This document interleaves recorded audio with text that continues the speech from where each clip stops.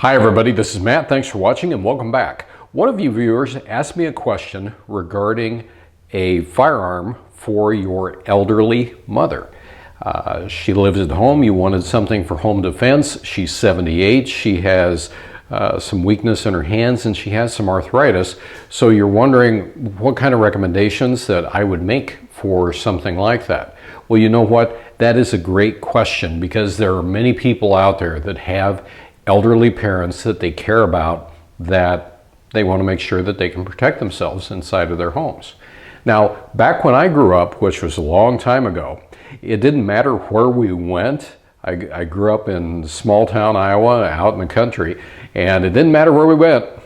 Usually you could count on, when you went to visit somebody, that there was a shotgun behind every door, every entrance door in the house. I mean, that was common. That was normal for them.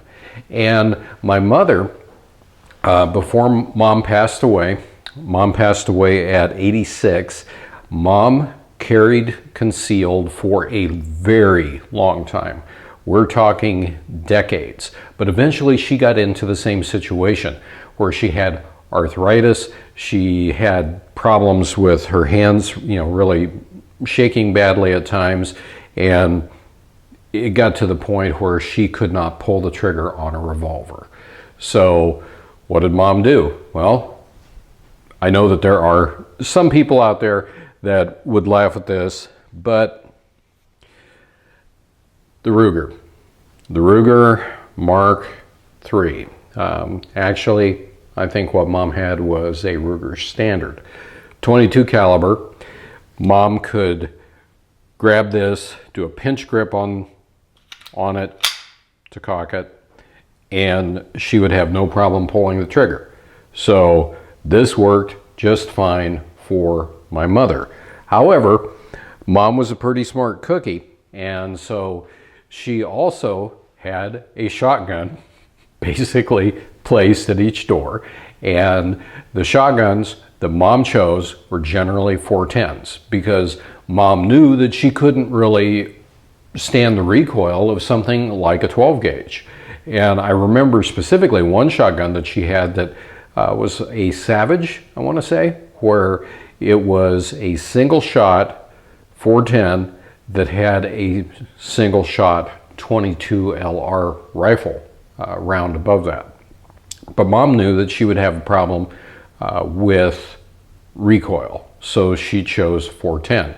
She even had a shotgun in the bedroom, and she also had this, which is a pump action 22 rifle that belonged to my father, which I shot for a long time.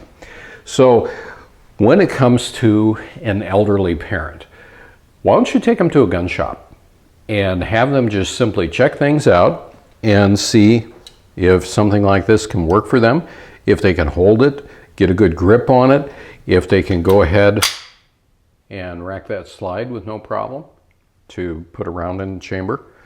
Because when you get into smaller guns like these pocket pistols, like the Glock 43 for example, many times it's extremely difficult for an older person to charge it, let alone hang on to it and shoot it.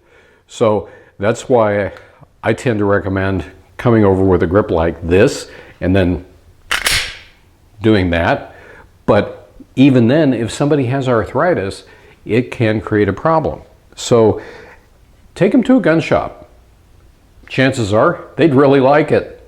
They'd like to be able to spend time with you, and let them handle a variety of firearms and see simply what works for them. And maybe, kind of like in my mom's case, it boiled down to something like this. Maybe it's a 410 shotgun.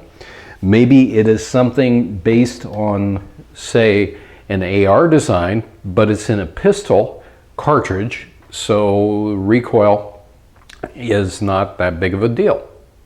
Anyway, those are just a few thoughts, but what I would recommend is get them to a range that has rental guns, get them to a gun shop, And then actually, once they've kind of decided that this might work for them, take them to a range, get them a little bit of training, shoot with them, spend some quality time with your loved ones while they're still here.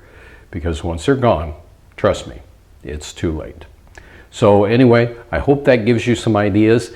If any of you have any other questions, please feel free to ask, because that's why I'm here. And until next time, everybody, thanks for watching, and have a good one. Be safe out there.